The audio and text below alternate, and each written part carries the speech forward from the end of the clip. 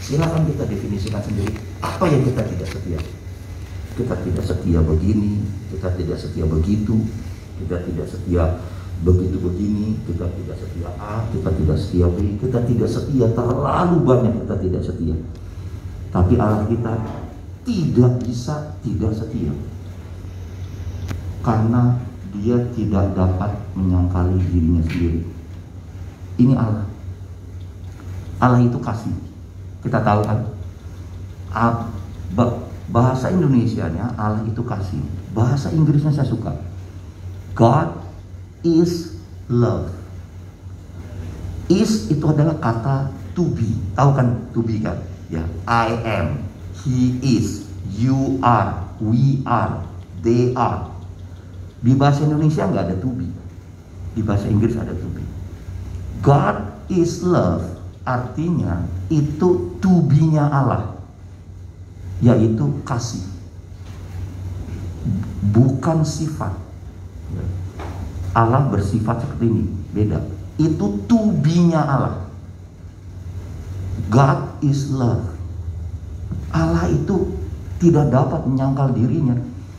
Jadi apapun kondisi kita suka terpuruk, kita di dalam perjalanan hidup kita terpuruk, kita galau, tapi Dia nggak bisa galau. Dia mengasihi kita apa adanya. Dia tidak dapat menyangkal dirinya bahwa Dia setia dan Dia kasih. 1 Yohanes 4 ayat yang ke-10.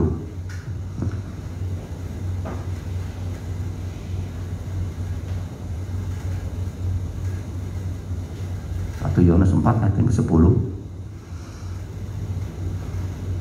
Inilah kasih itu, bukan kita yang telah mengasihi Allah, tetapi Allah yang telah mengasihi kita dan yang telah mengutus anaknya sebagai pendamaian bagi dosa-dosa kita. Jadi bukan kita yang mengasihi Allah, jadi bukan kita yang telah mengasihi Allah, tetapi Dia yang mengasihi kita. Walaupun kita tidak setia, Dia tidak dapat untuk tidak setia. Dia pasti setia. Kenapa? Dia tidak bisa menyangkali diri Dia bahwa Dia adalah Allah yang kasih adanya. Is, to be-nya Allah itu adalah love. Itulah Allah kita. Jadi kalau kita baca ayat ini, ya, apa yang kita bisa bermegah? Apakah saya bermegah? Oh, saya bisa sharing firman Tuhan di sini.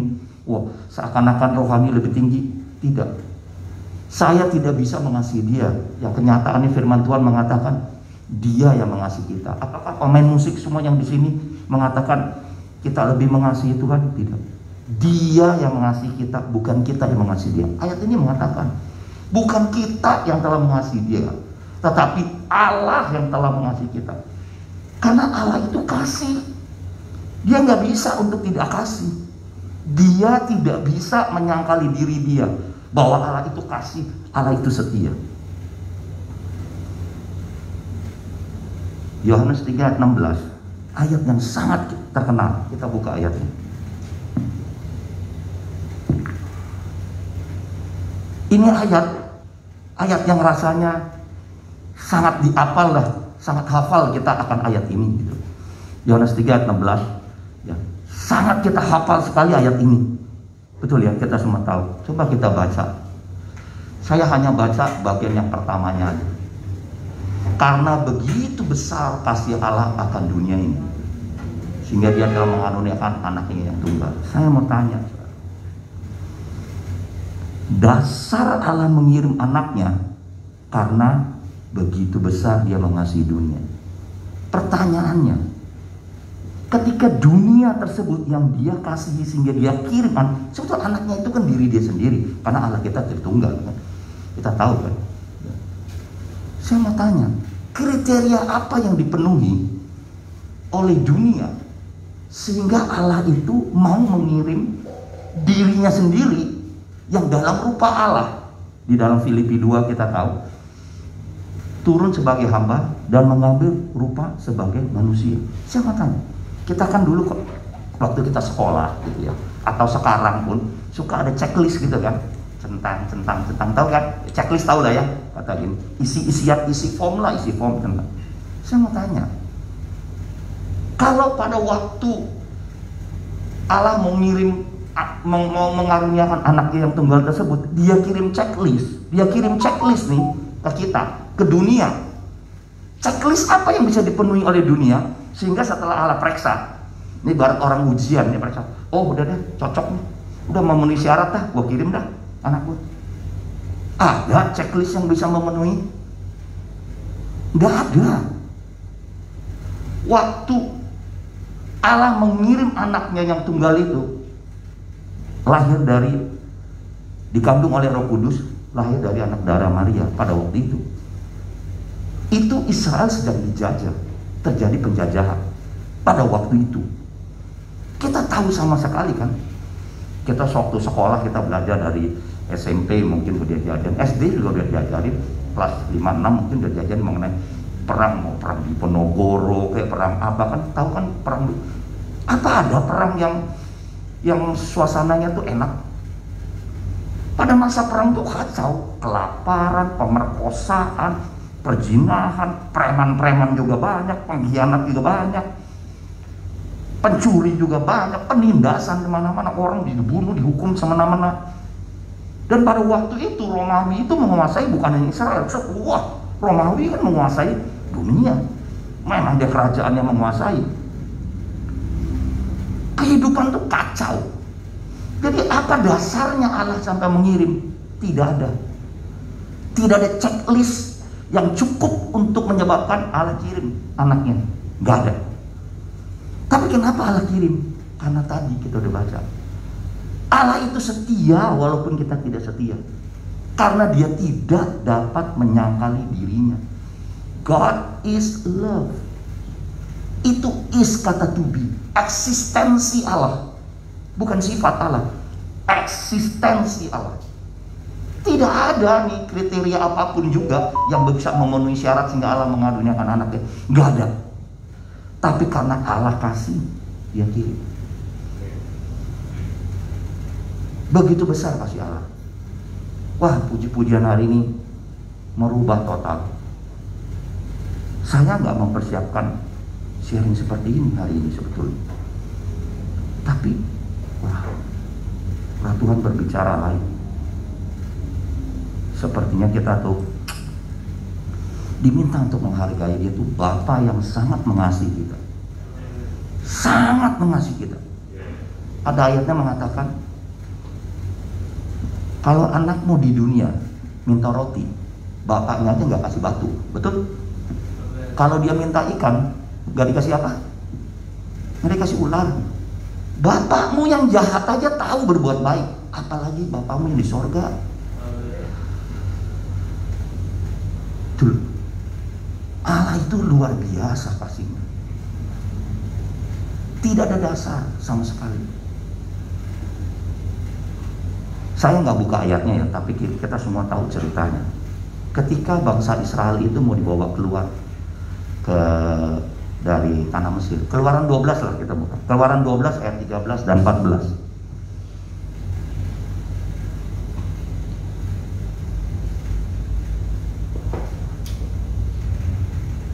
Nah, tahu kan ceritanya? Waktu itu udah tulah berapa kali tulah kan? Ya tulah, belalang lah, air menjadi darah lah, tulah lah, pokoknya kan Musa diutus Tuhan untuk membawa keluar bangsa Israel dari tanah Mesir kan. Lalu ini mau tulah yang terakhir nih, anak sulung nih, ya kan? Nah keluarlah perintah, ya kan. Nah waktu itu kan bangsa Israel kan dikumpulin, Tuhan kasih perintah, lu potong domba, ya. Terus darahnya taruh di mana?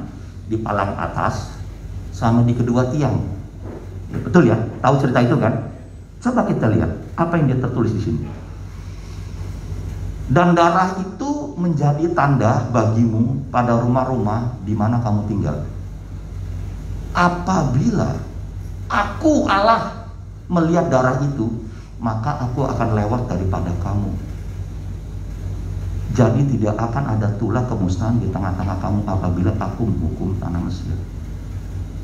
Saya mau tanya, ini zaman perbudakan pada waktu itu di Mesir.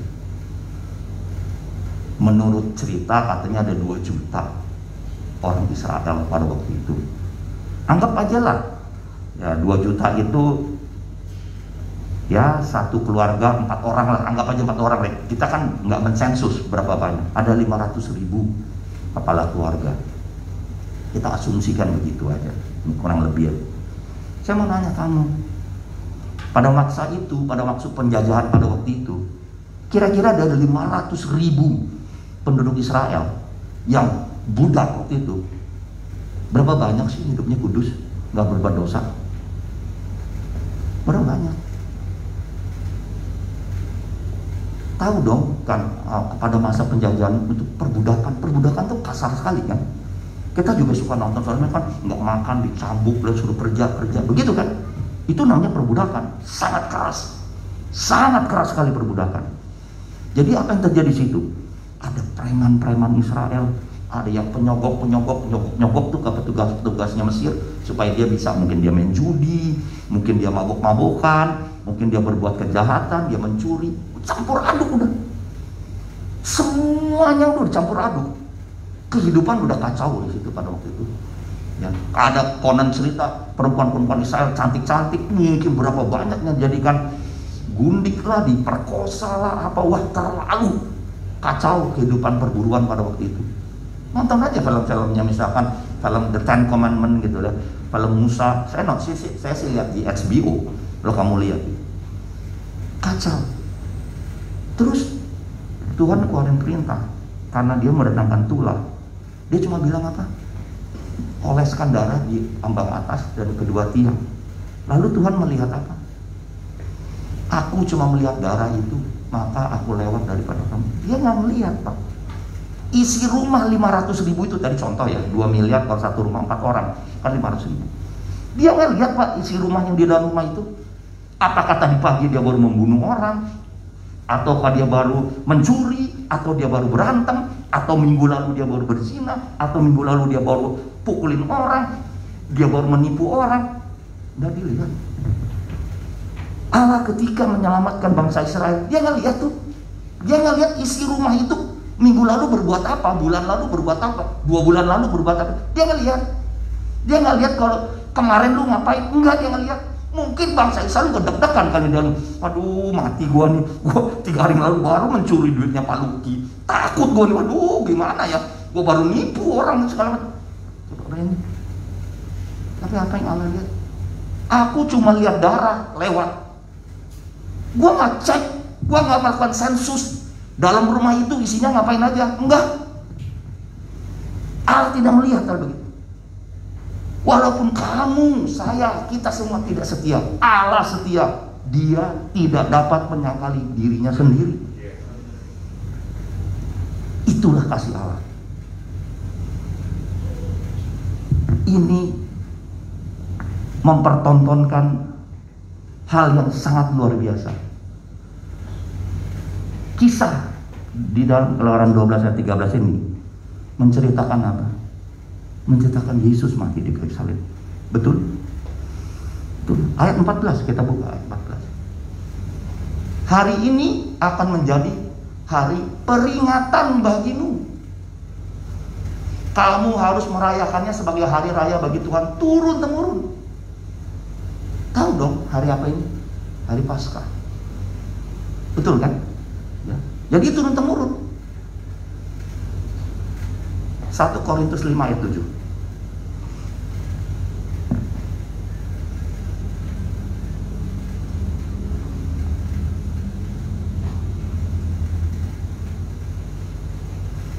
Buanglah ragi yang lama itu supaya kamu menjadi adon yang baru, sebab kamu memang tidak beragi. Baca ini ayat. Yang ini yang bagian penting sekali.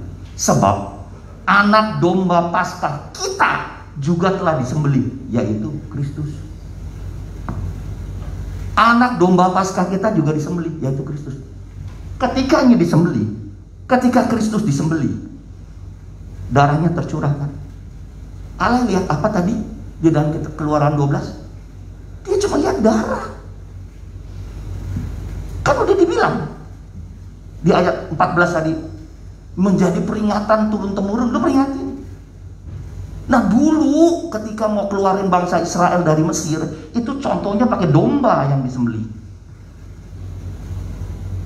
Tapi ketika peristiwa Paskah yang sebenarnya mau mengeluarkan kita semua ini dari Mesir, ngerti dong Mesir, tahu dong maksudnya Mesir.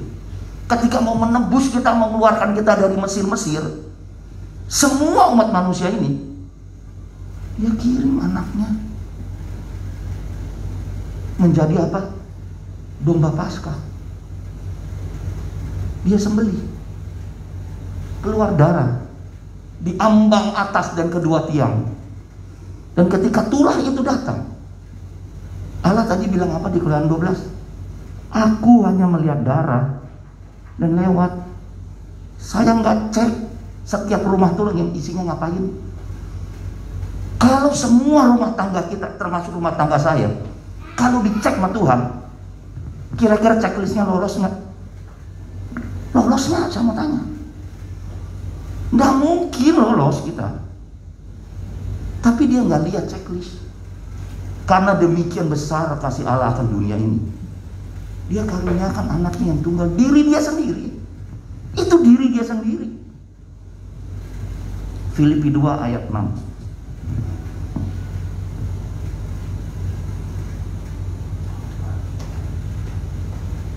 Ayat 5, jadi ayat 5. Satu ayat sebelumnya, ayat ke-5. Ya, hendaklah kamu dalam hidupmu bersama menaruh pikiran dan perasaan yang terdapat juga dalam Kristus Yesus, ayat 6.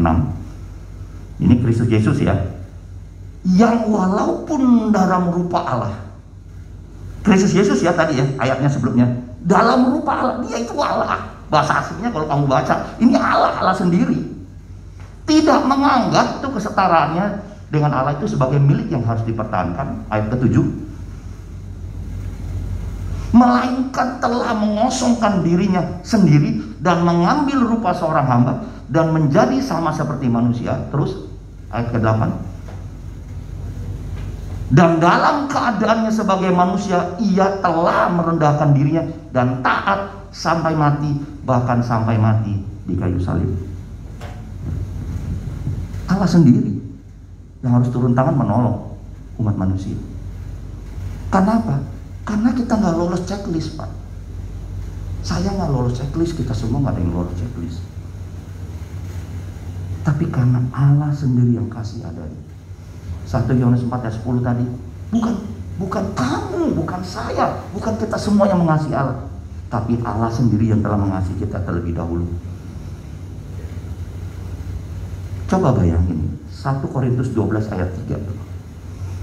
Ini satu hal yang nggak masuk akal kita, tapi ini ayat tertulis seperti ini. 1 Korintus 12 ayat 3. Nah, saya baca yang ini aja ya. Tidak ada seorang pun yang dapat mengaku Yesus adalah Tuhan selain oleh Roh Kudus. Masuk akal nggak kata-kata ini? Masuk akal nggak? Tidak ada seorang pun yang dapat mengaku Yesus adalah Tuhan selain oleh Roh Kudus. Kita di dalam ruangan ini gampang mengatakan, masa sih gua bisa ngomong tuh Yesus adalah Tuhan, kok dibilangin Roh Kudus? Mungkin kita berkata begitu, mudah kita mengatakan begitu. Mulut saya bisa ngomong, semua orang di ruangan ini bisa ngomong Yesus adalah Tuhan. Tapi ayat ini mengatakan yang bisa menyebabkan kita ngomong Yesus adalah Tuhan adalah Roh Kudus. Mau bukti? Berapa banyak di luar yang gak percaya? Yang sampai mengatakan kalau ada anak Allah, siapa bidannya? Kalau ada anak Allah, kapan melahirkannya? Coba bayang. Tapi kita bisa percaya gak? Kita bisa percaya, kenapa? Karena Allah mengasihi kita. Dia taruh benih di dalam kita. Tuh Roh Kudus. Dia taruh roh di dalam kita sehingga roh kita bisa mengakui Tuhan, Engkau Tuhan. Kalau bukan Tuhan, gak ada kita bisa mengakui. Bukan kamu yang mengasihi aku, tapi aku tuh yang mengasihi engkau. 2 Korintus 4 ayat 7.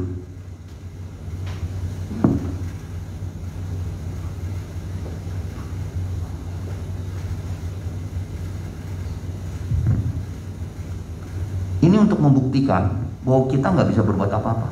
Hanya Tuhan sendiri yang berbuat untuk kita. Tuhan sendiri yang berbuat untuk kita. Tetapi harta ini kami punyai dalam bejana tanah liat. Ada harta di dalam sebuah bejana tanah liat. Betul? Ayatnya punya kata begitu kan? Supaya nyata bahwa kekuatan yang melimpah-limpah itu berasal dari Allah, bukan dari diri kita. Harta yang melimpah-limpah itu adanya di bejana tanah liat, di dalam kendi, anggap aja kendi lah bahasa gampangnya. Dan kendi itu siapa? Ini loh kendi. Kendi fragile nggak? Gampang pecah nggak tuh kendi? Gampang pecah kan kendi kan? Apa ayatnya sengaja dia kasih kenapa sih? Kenapa sih Paulus harus menulisnya ke bejana tanah liat? Supaya dia kasih tahu lu fragile. Kita ini fragile, gampang pecah. Kendi kok, bentuknya juga nggak bagus. Supaya harta yang melimpah di dalam kendi itu bukan dari diri lu, Tuhan semua. Jika kita tidak setia, Allah kita setia. Karena apa? Dia tidak dapat menyangkali dirinya. Makanya nggak ada dasar untuk bermegah. Kita bisa percaya Tuhan bukan karena kita, tapi karena Roh Kudus. Tidak ada dasar untuk bermegah. Tadi lagu bagus sekali. Bapak tolong, aku nih bejanamu.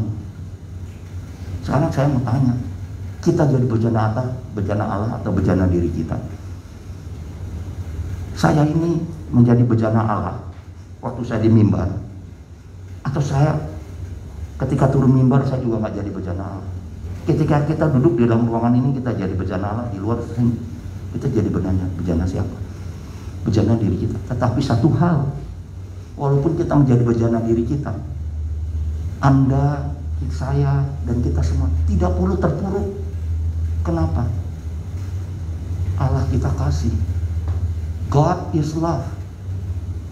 Dia tidak dapat menyangkal dirinya sendiri. Bahkan ketika kita tidak setia, dia tetap setia. Karena dia tidak dapat menyangkal dirinya sendiri. Tidak ada checklist yang tadi saya katakan di Yohanes 3:16 yang kita penuhi syaratnya sehingga dia kirim anaknya. Gak ada.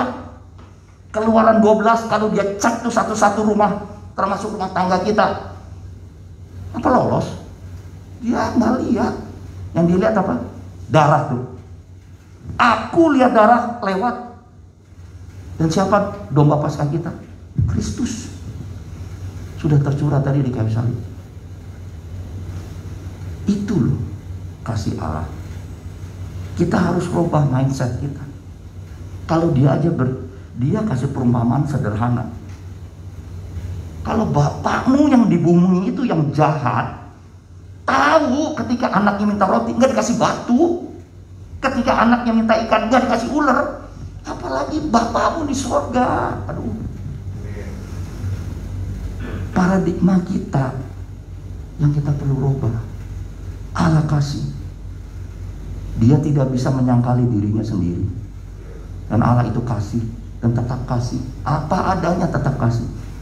Apakah bangsa Israel itu taat pada waktu itu? Berkali-kali menyangkali Tuhan. Bisa merubah kasih Allah kepada bangsa Israel? Tidak. Allah itu kasih. Selama-lamanya dia kasih. Puji Tuhan, itu yang saya ingin sharingkan malam ini. Semoga kita sadar bahwa darah yang tercurah di kayu salib itu sangat besar, sangat mulia.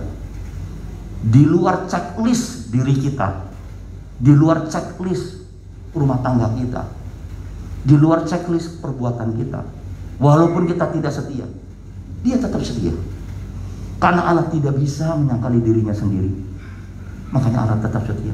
Kasih itu bukan kita yang mengasihi dia, dia yang mengasihi kita. Tidak ada dasar untuk bermegah. Siapa kita? Kendi tanah liat, fragile, pecahnya gampang banget. Harta di dalam kendi itu loh, luar biasa. Satu ayat terakhir, Kolose 1 ayat 26 dan 27. Ya, 2 ayat lah, karena satu kesatuan.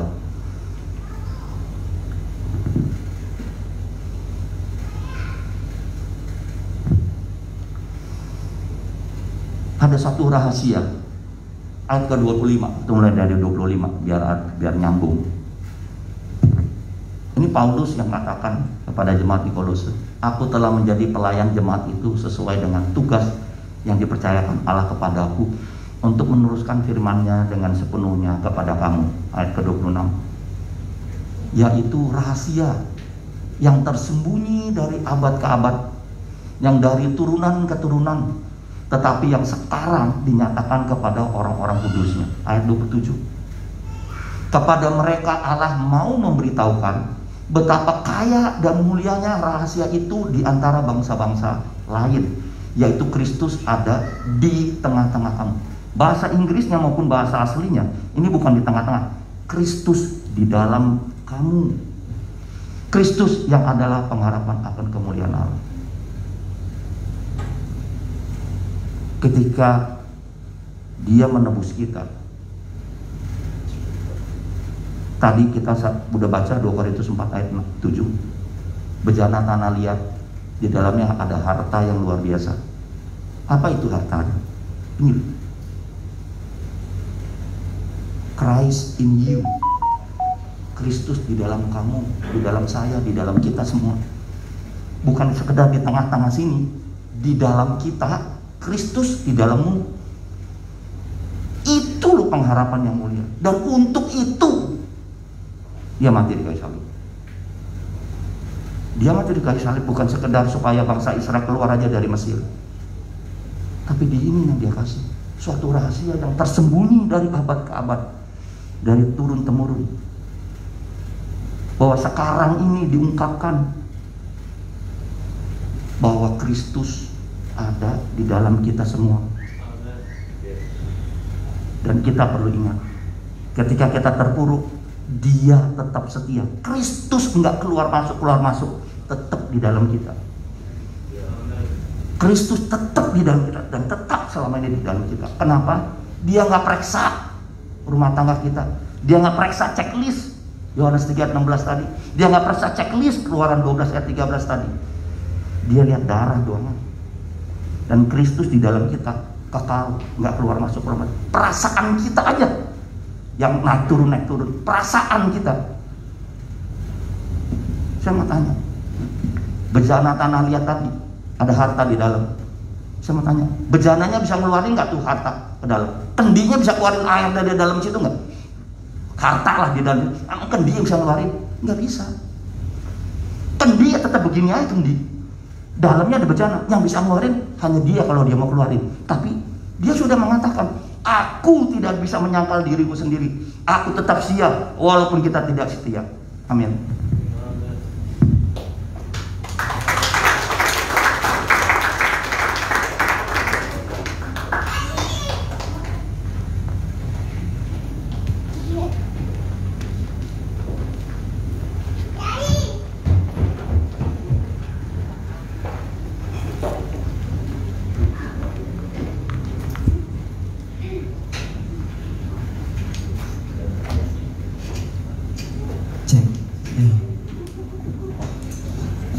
Ya, puji Tuhan. Terima kasih sharingnya Pak William. Memang hal-hal yang tak terduga. Saya juga pikir tadi mau sharing yang lain, tapi ternyata nyambung dengan pujian tadi ya. Puji Tuhan, itulah hikmat yang Tuhan selalu berikan dalam hidup kita.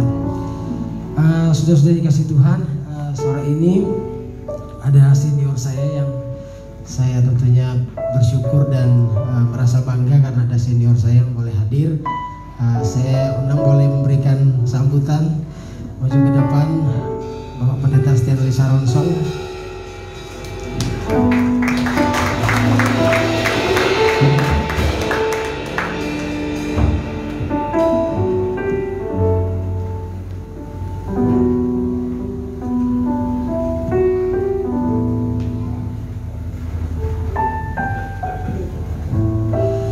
Selamat malam semuanya, William, Shalom semuanya. Wah, teman-teman yang ada di online juga. Saya dikasih waktu, saudara. Kalau dikasih pendeta, kalau dikasih waktu nggak bisa cuma 5 menit, saudara ya. Aduh. Tapi yang pasti apa yang Pak William sharing, saya udah mungkin beberapa kali sharing juga sama Pastor Lucky, Pak William, kami baru sekali. Saya percaya, saudara, bahwa kita ada dalam satu masa yang menentukan. Kita ada dalam satu dekade 10 tahun ke depan ini ditentukan dari 5 tahun yang akan kita lewati ini. Saya baru pulang dari Papua, saudara. Tadi malam, jam 11 malam sampai rumah. Dan saya ngelihat bahwa banyak hal yang Tuhan bukakan, dan saya coba lihat dengan mata iman di dalam kegerakan Tuhan. Papua itu kita tahu lah ya, Papua itu mayoritas Kristen. Nah, 8 hari saya ada di sana, dan apa yang Tuhan sedang kerjakan, saya percaya ini gak cuma di Papua, banyak hal yang Tuhan sedang kerjakan, saudara. Dan kalau malam hari ini pun saya bersama keluarga, istri dan anak. Saya minta maaf, kami terlambat 45 menit. Saya pikir perjalanan ke sini 50 menit, ternyata 1 jam 20 menit, saudara ya, dari tempat kami. Jadi pasti ada rencana Tuhan, saya nggak ngerti, saya nggak tahu, tapi kita akan ngelihat ke depan, dan saya percaya ada hal yang besar yang Tuhan akan buat di tengah-tengah kita. Dan saya dari tahun 97 bergerak. Saya ini anak pendeta, saudara, dan saya ada cukup lama di dalam roh agamawi. Dan 97 saya bergerak, saudara, dalam arti saya ngerti panggilan Allah. Dalam arti saya melihat sesuatu. Artinya sebelumnya saya hanya melayani, sebelumnya saya hanya gitu-gitu aja, saudara. Saya ikut papi saya penginjilan, saya ikut papi saya pelayanan kemana-mana tempat. Dan saya percaya, saudara, sebuah kegerakan yang besar itu dimulai dari sesuatu yang kecil. Dan kita nggak akan melihat sesuatu yang besar kalau kita nggak melakukan hal yang kecil. Saya biasa ngomong sama Pastor Lucky bahwa from new creation to the great. Dari sebuah ciptaan baru menjadi sesuatu yang besar, saudara. Dan kita percaya NCC ini, kalau enggak, saudara nggak akan ada di sini. Itu. Yang kedua, kalau saya nggak percaya, saya nggak ada di sini. Kita percaya NCC ini kita perlu doa bersama, tapi yang pasti kita udah coba melangkah. Dan saya percaya, saudara, langkah-langkah ke depan itu menentukan. Kita perlu dasar yang kuat, kita perlu value yang kuat, kita perlu banyak hal. Dan kita bisa bergerak, dan dunia sekarang itu dunia kolaborasi, dunia sekarang itu dunia sinergi. Kalau kita nggak mau berkolaborasi, kita nggak mau bersinergi, mati sudah, saudara. Sehebat-hebatnya kita, saudara, sehebat-hebatnya kau bisa menyanyi, bermusik, berkhotbah, sehebat-hebatnya kau berbisnis, kalau kita nggak bersinergi, kita nggak berkolaborasi, mati, saudara. Tinggal tunggu waktu, tinggal tunggu waktu. Dan mari kita terus, saya padahal datang cuma mau bersama-sama dengan saudara, tapi ini yang saya mau sampaikan. Mari kita terus bergerak, saudara, kemana Tuhan akan pimpin kita, kemana Tuhan mau, dan kita terus bergerak kepada hal-hal yang lebih besar lagi. Kita nggak start dari nol, saudara. Mungkin ini yang saya bisa sampaikan. Kita start dari kekuatan kita masing-masing. Kita punya kekuatan yang berbeda. kita punya pengalaman, kita punya pribadi yang berbeda. Dan jangan berpikir bahwa saudara dan saya, saudara kan kiri kanan, muka belakang, atau orang-orang yang akan percayakan nanti harus menjadi satu. Belum tentu, saudara, belum tentu. Saya tutup dengan sebuah ilustrasi, saudara. Kalau ini ember, saudara, ember yang terbuat dari satu kayu.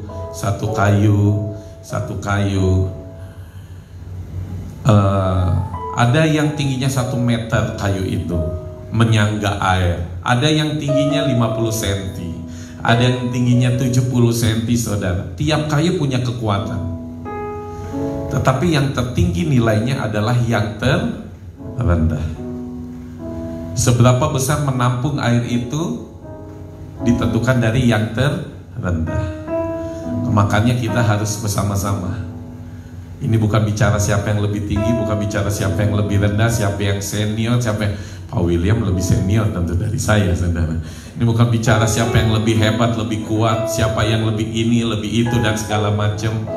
Tapi ini bicara tentang mau nggak kita ngelihat sesuatu yang lebih besar lagi.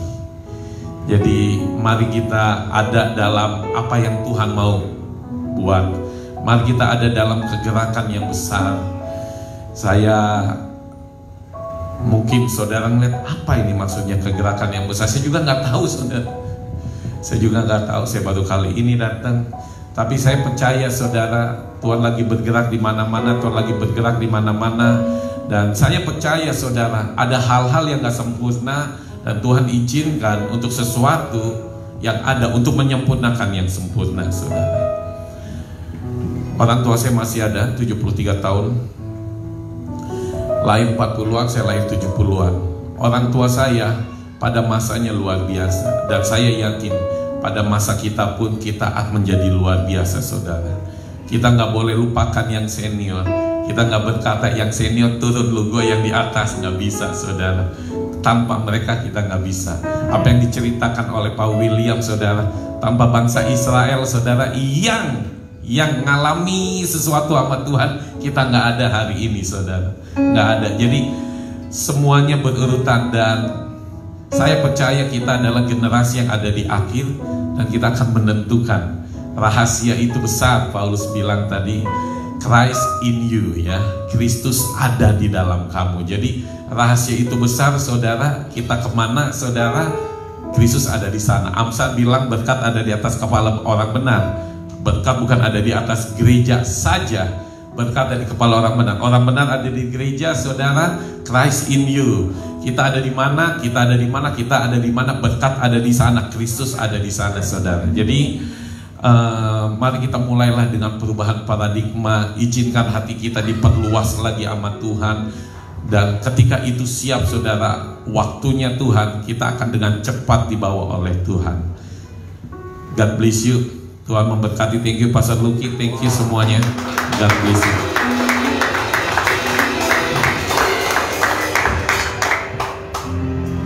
Ya, puji Tuhan. Terima kasih banyak atas kehadiran Pak Pendeta Stanley Saronsong dan semua kita yang ada di tempat ini juga. Terima kasih atas kehadiran. Saya langsung aja untuk pengumuman. Minggu depan kita mulai hari Sabtu. Hari Sabtu jam, kalau mau bilang jam 5 pasti datanya jam 6. Ya, kita mulai 5:30 ya hari Sabtu. Jadi di tempat ini kita akan mulai 5:30 sore. Sekali lagi terima kasih Pak William kehadirannya. Terima kasih Pak Stanley dan semua kita yang sudah hadir di tempat ini, dan Tuhan Yesus memberkati. Mari sama-sama kita bangkit berdiri. Kiranya Engkau memberkati aku berlimpah-limpah dengan perlindungan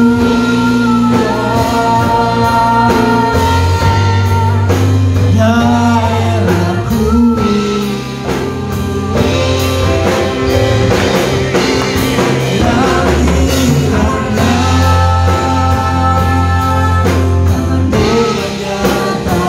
Aku dan melindungi aku.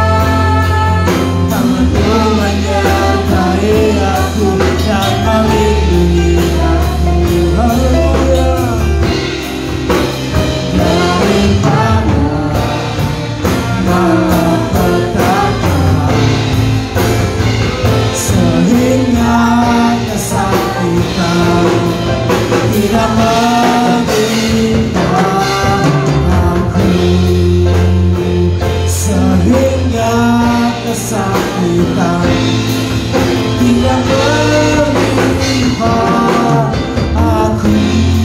Haleluya, haleluya. Segala pujian, kemuliaan, penghormatan kami kembalikan kepada Engkau Tuhan, Juru Selamat kami. Terima kasih Tuhan, terima kasih Tuhan. Malam hari ini hati kami penuh dengan syukur, penuh dengan sukacita, karena Tuhan yang mengerjakan di dalam kami. Terima kasih Tuhan untuk firman-Mu. Terima kasih untuk pujian yang sudah kami naikkan, dan terima kasih untuk suasana pada malam hari ini. Terima kasih untuk kesatuan kami di dalam Tuhan. Kami berbeda-beda, tapi ketika kami datang di tempat ini, kami menjadi satu di hadapan Tuhan. Terima kasih Tuhan, NCC ini kami terus bawa dalam tangan Tuhan. Kami melangkah, kami tidak tahu harus melakukan apa, tapi sebagaimana Musa berkata, bila Tuhan tidak bersama kami tidak mau melangkah. Oleh sebab itu Tuhan, Engkau sudah ada dalam hidup kami. Beri kemampuan kami untuk terus melangkah apapun di depan kami Tuhan. Terima kasih Tuhan, terima kasih Tuhan, terima kasih Tuhan. Dari sesuatu yang kecil, iman kami melihat Tuhan akan kerjakan sesuatu yang besar. Bukan hanya pada kuantitas kami, tetapi kualitas kami pribadi lepas pribadi yang sudah hadir di tempat ini. Kami terus memahami bahwa di dalam Tuhan kami sudah diciptakan menjadi baru di dalam Tuhan, sehingga kami akan terus melihat ke depan. Mata iman kami tidak mau memandang ke belakang, tapi kami akan terus fokus ke hal-hal yang ajaib yang Tuhan kerjakan. Karena Tuhan akan percepat hidup kami dalam kami melangkah di dalam dunia ini. Percepatan Tuhan akan terus kerjakan dengan satu tujuan, untuk menuai jiwa-jiwa yang baru di hadapan Tuhan. Indonesia perlu kemuliaan Tuhan. Bekasi dan Kabupaten Cikarang penuh dengan kemuliaan Tuhan. Terima kasih Tuhan untuk kami yang hadir pada malam hari ini, sebagai karyawan, sebagai pengusaha, kami sebagai mahasiswa. Tuhan, apapun kami di hadapan Tuhan, berkatilah kami berdasarkan kasih dan karunia Tuhan. Terima kasih Tuhan, kalau sebentar kami berpisah di tempat ini, yang dekat bahkan yang jauh, penyertaan Tuhan yang sempurna atas hidup kami. Bahkan semua yang sudah ambil bagian dalam pelayanan juga Tuhan memberkati. Terus pertajam Tuhan kemampuan kami, sehingga ketika kami tampil di tempat ini Tuhan, kami bukan melayani manusia, tapi kami melayani Raja di atas segala raja, karena Tuhan yang sudah lebih dahulu melayani kami. Terima kasih Tuhan, dengan iman kami katakan kami adalah orang-orang yang diberkati oleh Tuhan. Apa yang kami kerjakan dengan tangan kami dibuat Tuhan berhasil dan beruntung. Terima kasih Tuhan, terima kasih Tuhan, terima kasih Tuhan. Dan malam hari ini kalau sebentar kami berpisah, tibakan di rumah masing-masing dengan keadaan selamat. Mari saudara-saudara kita angkat tangan di hadapan Tuhan, di dalam nama Bapa, Putra dan Roh Kudus, dalam nama Tuhan Yesus Kristus. Terimalah dan bawalah berkat kasih karunia dari Allah Bapa, cinta kasih dari Anak yang tunggal, persekutuan penghiburan dikerjakan Allah Roh Kudus akan terus bersama-sama dengan kita hari ini, besok, sampai Maranatha Tuhan Yesus datang kali yang kedua. Kita akan mengakhiri seluruh rangkaian ibadah ini di dalam nama Tuhan Yesus Kristus. Haleluya, haleluya. Sama-sama kita katakan amin. Haleluya.